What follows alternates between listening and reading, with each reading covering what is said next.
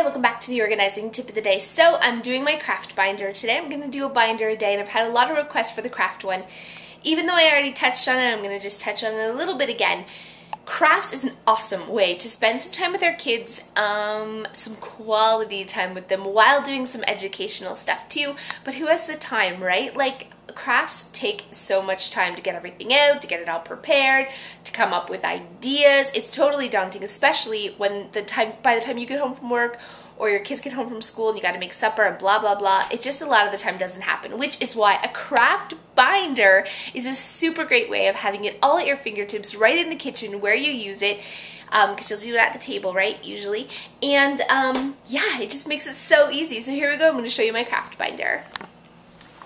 I'm loving my binder section. So here is the craft binder. I wish I had copies for all of you guys of everything inside, but I just downloaded it off the internet, and you could do the same thing. So the stuff that we're doing this week I put in the front section. It's some songs about squirrels because we're learning about squirrels. And then just like a quick squirrel craft, they're going to color it and I'm going to put it on a toilet paper roll. Then we're going to learn about the ugly duckling. So I have some stuff and some songs about ugly duckling and stories about ugly duckling. Again, I just printed it all off the internet, and I'm going to put some of my favorite links below so you can do the same thing. Then we get into worksheets. Worksheets are an awesome way of doing some education with your kids, but making it quick and easy and fun for them. So we'll do, like, maybe while I'm making dinner, I'll give them each one and I'll help them while the potatoes boil or something like that.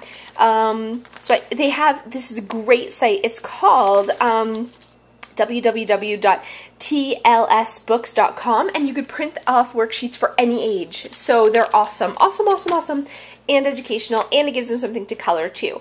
So I love worksheets. Then we get into different songs. So I just like go online, find some songs about things that I want to learn about. So we're doing bugs at the beginning of next month, and we're doing flowers. So there's some new songs about bugs and flowers and different circle time songs that I have in here. So I've just separated them into categories. You could find these all on the internet. So many different fun songs and finger plays and language activities. A great way to find different activities for certain things like this is to look in homeschooling books. Either get them from the library, or you can look at homeschooling sites online too. And again, I'll put some in the links below that I really, really like. No, I don't homeschool, but it's a really fun way of learning some quick, fun activities. So we have creative activities, math activities, and creative science. I love some of the creative science, like you get a big bowl and you give them certain things and they have to guess whether it's going to float or sink, and we talk about why, and then they drop the things in the bowl. And there's also a whole bunch of other creative science which are a lot of fun, and of course creative math. Right. Now, this is my favoriteest section of my craft binder. This is where I've done a little bit of prep work, and I'm like, this is butterflies, so this is so easy. I just threw in some pom-poms, they get to pick, and then they glue it on their little thingamajigger to make a caterpillar. So they glue it on here, and then the googly eyes, and then they just take some water-based paint or even food coloring in water and drip it, whatever they want, on a coffee filter. You open up the coffee filter, you clip this on, and you show them how a caterpillar becomes a butterfly. So easy, and because it's already there and ready, I just give it to them, give them some paint or some food coloring in water to drip, and they can have fun while I'm making dinner, making butterflies.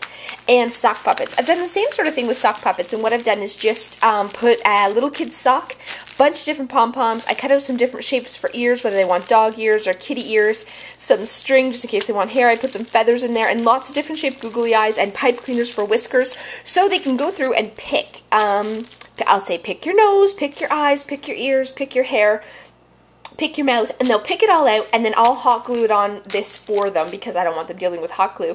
But just the sorting process for them is really fun, going through the bag and finding the stuff they want, and then at the end they have a fun sock puppet that they can play with while we're making dinner. So hot glue gun, mommy should do that job, but they can do the sock puppet. So I love that, and just some other different shapes that we just glue on paper. And when they're done with the sock puppets, the leftovers in here, you could just give them some glue and paper, and they can make pictures with the leftover things that they didn't choose for their sock puppet.